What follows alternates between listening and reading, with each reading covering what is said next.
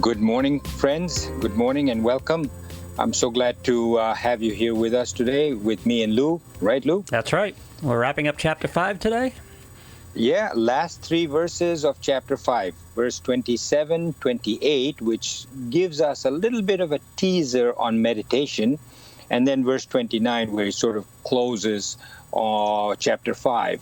But chapter 6 is about meditation, which is what everything has been culminating and progressing towards. It's like coming to a waterfall, right? Yeah. The river is racing down from the mountain, and then it's coming towards this waterfall. It comes rushing towards this waterfall, and then boom, goes over.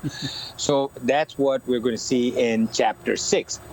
And I said last time that I'm going to be sitting outside on the deck to enjoy nature. Yes. And part of the problem with that is the train that goes by. That's right. Every so often. But fortunately, these days with coronavirus, the train schedules are a lot less. So, I often wonder myself why everything in the Gita is brilliantly done. And there's no wastage of any kind. Words are very sparse and succinct because it's not handwritten, it was spoken. So I often wondered why in chapter 5, verse 27 and 28 are like teasers of meditation. I mean, if Krishna wanted to do this and teach us about meditation, he would just do chapter 6. Yeah. Why would he start with verse 27 and 28 and tell us a little bit about it, but not fully, which he will do in chapter 6. But anyway, if any of you know the answer, let me know. I have a guess. What's that? I have a guess from someone who's tried to meditate in the past over years or trying to find the art of meditation in it. If you just try to jump into the pool cold and try to meditate without a basis for it, without understanding what you're trying to accomplish, without understanding what you're dealing with, it gets frustrating and it's ultimately defeating. You just give up on it because you're terribly frustrated by it. Because if you don't have the basic knowledge, you're not supposed to think about anything while you're meditating, and that's not true at all. You need a basic understanding to sit down and attempt this, I think. Yeah, you're right. I mean, that's what the whole 5 chapters so far have been, is to get you to the point of meditation and to be successful at it. What I was referring to, though, is that when you read verse 27 and 28, he basically starts on it by saying, keep your breath the same going in, the same going out, focus your mind on a point between your 2 eyebrows, and then just drops it right there. Yeah. Whereas he goes back to that in chapter 6, explains it more in detail, and then says how to meditate, how to breathe, where to look, and stuff. And so I didn't understand why 27 and 28 would just be thrown out there for a small little thing and then not complete the whole technique. If you notice, by the time I finish 27 and 28, you'll see that he didn't really teach us how to meditate. So what was this doing there? That I didn't understand. But anyway, you make up your minds, friends, as you listen to this. So verse 27 says, shut out the sparsha, which are the contacts, the sense organs. Shut out the contacts. Sparsha means all objects which are touched by our 4 sense organs. So it could be sound, could be smell, could be taste, all of these. Shut out the contacts. Fix the gaze, your gaze, instead of looking, you close your eyes. Fix the eyes and the gaze in the middle of the 2 eyebrows, right here, where the pineal gland is, and make the incoming and outgoing breaths equal, so that the breathing in and going out is equal. And then that's 27. And 28 says, having taken moksha as the supreme goal and having controlled your senses and your mind and your intellect, desire, anger, fear, he is always free.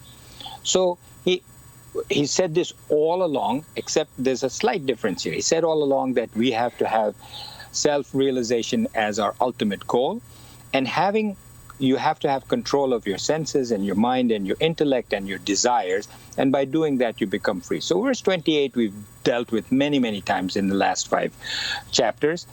Something new here is where he says, having shut out the contacts, fixing the gaze in the middle of the two eyebrows and making the incoming and outgoing breaths equal. That's new. We've never heard that until now. Right.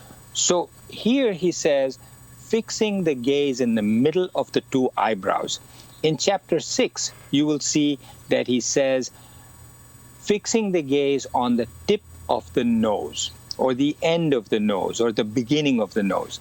So a lot of people wonder why over here he says the eyebrows, between the two eyebrows, and then over there he says the end of the nose or the beginning of the nose.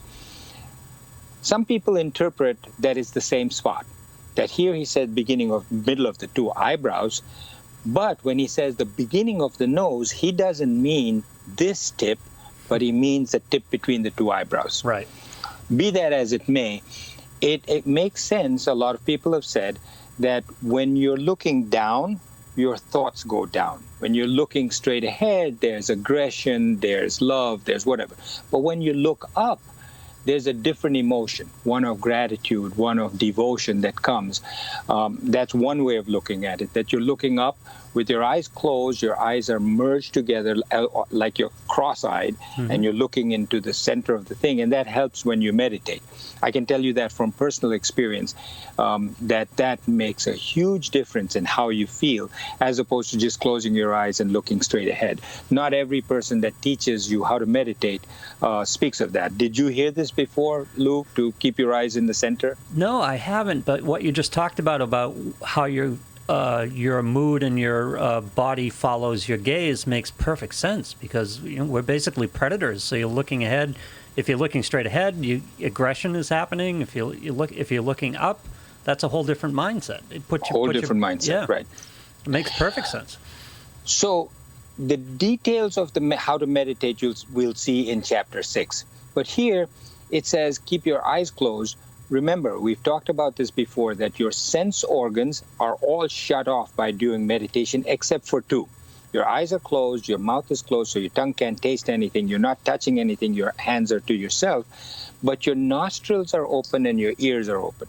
So here, if your ears keep thinking, pots and pans going on in the kitchen, wonder what my wife is making for dinner. Right.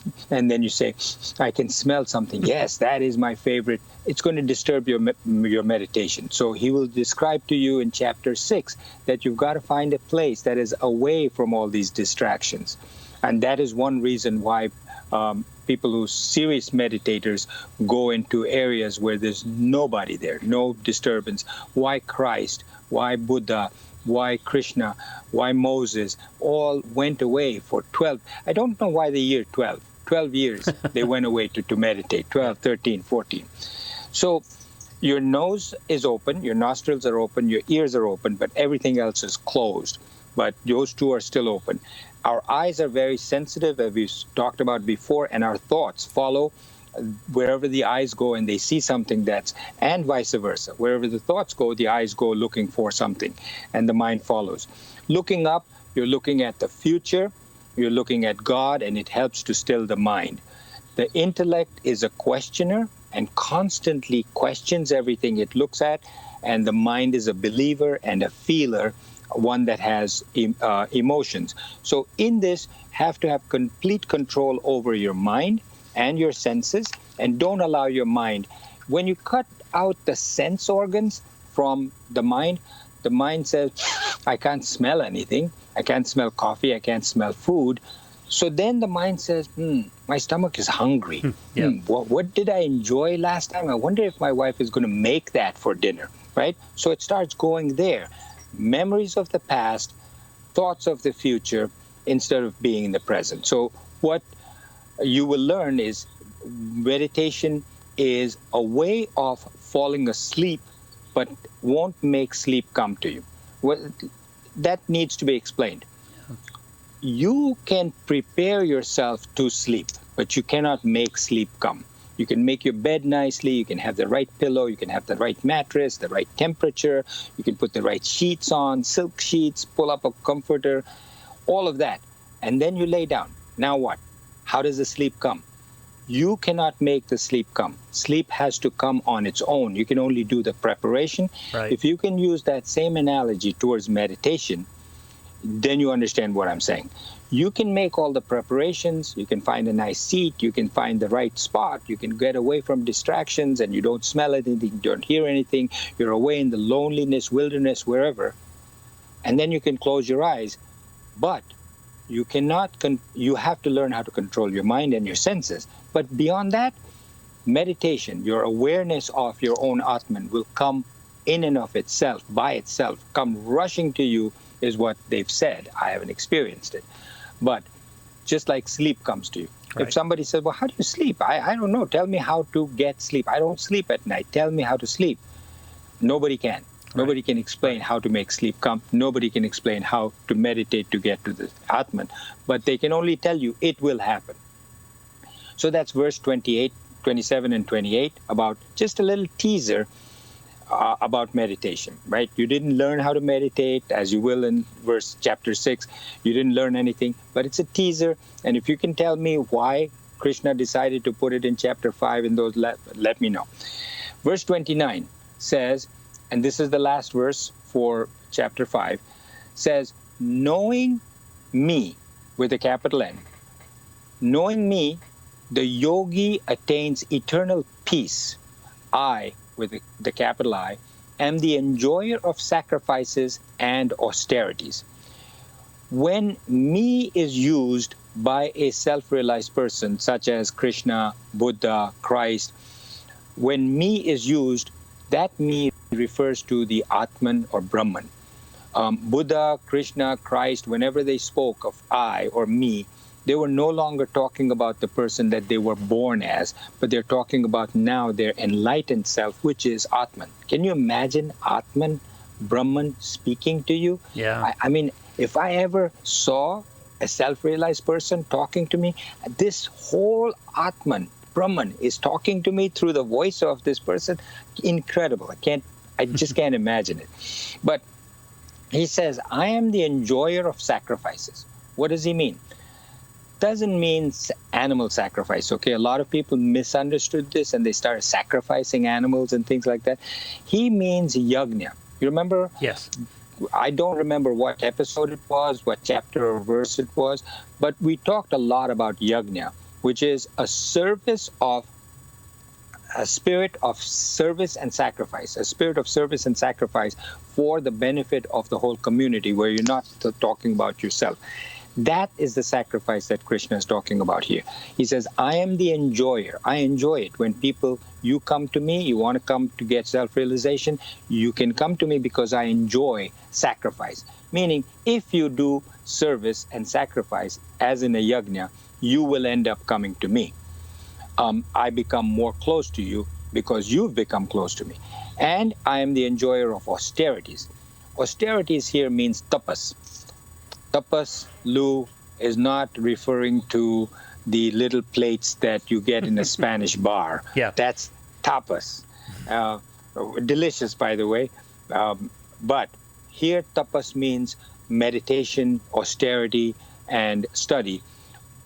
Here he's saying, I enjoy conserving your energy in the form of tapas and directing it to a higher purpose to achieve the self. That is tapas. I enjoy it, he says, Krishna says, which means not I like it, so I'm going to bless you and you're going to get which means that as you do more austerity, as you do more tapas, you come closer to me. You come closer to me because of your efforts, not because I like you, therefore I'm pulling you. I like your hair, I like your face. Right. No, I like the austerity, I like the self-service, I like the sacrifice, and therefore you're going to come closer to me. He also says that basically you have to have an ideal in order, and that's why you meditate by looking up. You're looking up for an ideal. An ideal can be absolute, which is I want to get to the Atman, or it could be limited. I want to do benefit for the world in general. I want to help people. That's a limited ideal, but it's still a good ideal. Service and sacrifice in a limited ideal or in an absolute ideal is the way for you to reach the Atman. And with that, friends, that is the conclusion of chapter 5. I hope you enjoyed it. I am excited about chapter 6. I hope you are too. And it's a long one. This was only like 29 verses, that is about 40 plus verses in chapter 6. Mainly So talking we'll see you about, next time. Mainly Sorry, talking Lou? about meditation.